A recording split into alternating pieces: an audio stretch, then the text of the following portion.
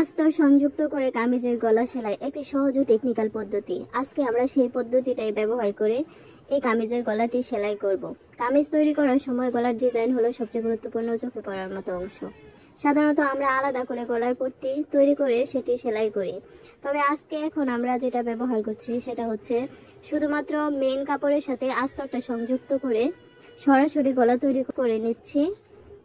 আর এটা হচ্ছে সবচেয়ে আধুনিক এবং মজবুত টেকনিক। এতে সময় বাঁচে, ফিনিশিং সুন্দর হয় আর গলার কার্ভ একদম নিখুঁত আসে। এই গলাটি সেলাই করার জন্য মেইন ফেব্রিক এবং আস্তরের গলার মুখোমুখি দিক করে রেখেছি, গলার চারপাশে সেলাই করে নিচ্ছি। খুব যত্ন সহকারে কার্ভ অংশে ছোট ছোট সেলাই করে নিচ্ছি যেন মোচড় না পড়ে।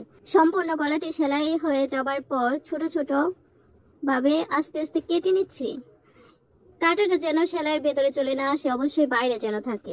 এভাবে কেটে তারপর উল্টিয়ে নিলে বা আস্তরের সাথে একটা সেলাই করে নিলে গলাটা কিন্তু খুব সুন্দরভাবে সেট আপ হবে।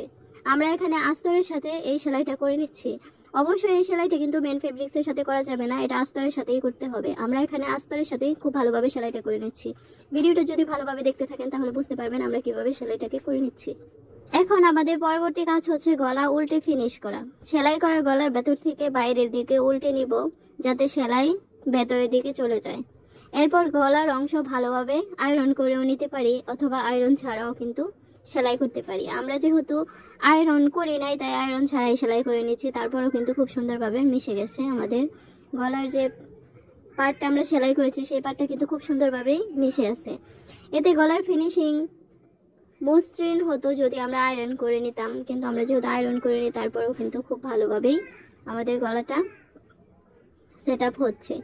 এখন আমরা সাইড থেকে আরও একটা সেলাই করে নেব উপর থেকে, যেন গলার আস্তরের যে কাপড়টা আছে সেটা যেন বাইরের সামনের দিকে চলে না আসে। একটা সেলাই করার পর দেখতে ভালো লাগছে না, তাই আমরা যেভাবে কামিজের হাতায় বা সাইড পাড়ায় যে সেলাইগুলো করে থাকি দুইটা, সেরকমভাবে গলার মধ্যে আরও একটা সেলাই দিয়ে নিচ্ছি।